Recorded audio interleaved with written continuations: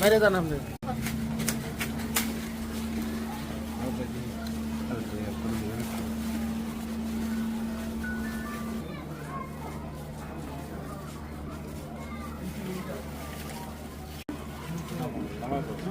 Tissue আছে না?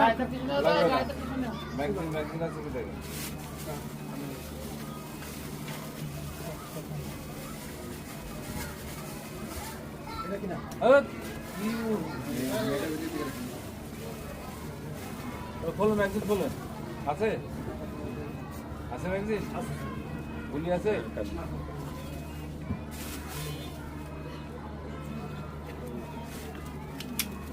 এই আচ্ছা আচ্ছা গুলি আছে। আবার কপ ধরেন। কোষা স্যার আবার কপ ধরেন। আবার রফিকুল ইসলাম।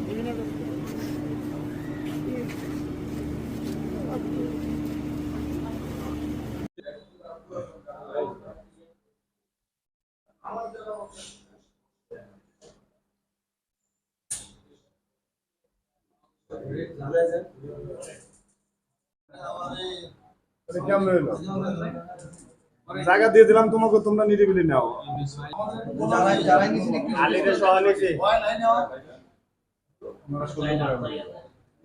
সরেন আপনারা, হয়েছে আপনাকে নেয়া।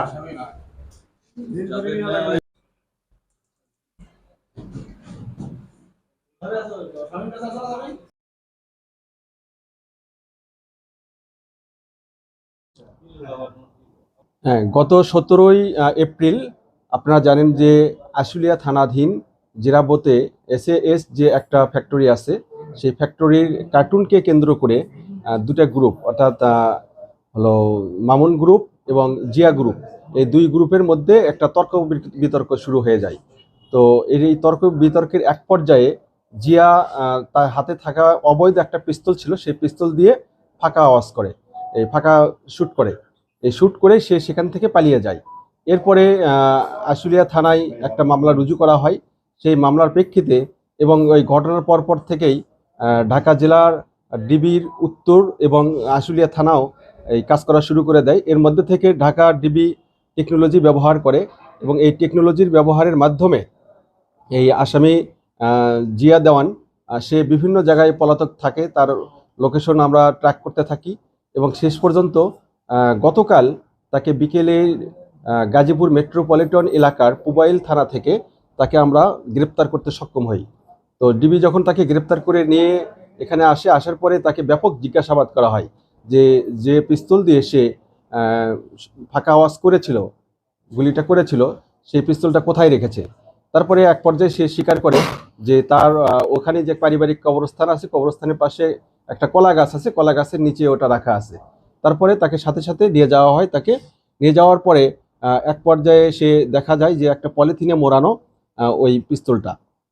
তারপর ওই পিস্তলটা আমরা ওখান থেকে উদ্ধার করে এই পিস্তলের সাথে একটা ম্যাগাজিনও উদ্ধার করা হয় এবং পিস্তলটা হলো made in USA only, supply only for army, এরকম করে পিস্তলটা লেখা আছে।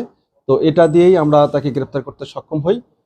এরপরে পরবর্তীতে তাকে যে অস্ত্র আইনে মামলা হয়েছে, এরপরে রিমান্ডে আনা হবে, আরও ব্যাপক জিজ্ঞাসাবাদ করা হবে।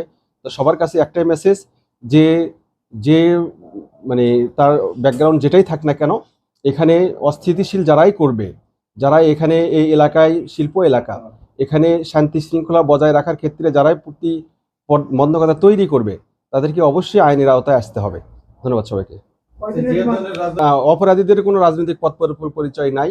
এরা বিভিন্ন অপরাধ করার জন্য হয়তো বিভিন্ন রাজনীতির ছত্রছায়া থাকতে পারে, কিন্তু সেটা আমাদের দেখার বিষয় না। আমাদের মূল দেখার বিষয় সে অপরাধী, তাকে আমরা অপরাধী হিসেবে আমরা চালান করব। 7 দিনের রিমান্ড প্রাথমিকভাবে চাওয়া হয়েছে। পেশায় এই ধরনের এই বিভিন্ন রকমের চাঁদাবাজি করা, ঝুট ব্যবসা করা, অথবা বিভিন্ন জায়গায় গিয়ে কি বলো প্রতারণা করা, এই ধরনের মানে কাজগুলো ছিল তার। ধন্যবাদ। ডিস লাইনের এই বিষয়টা এখনো আমরা রিমান্ডে এসে জিজ্ঞাসাবাদে তখন জানা যাবে।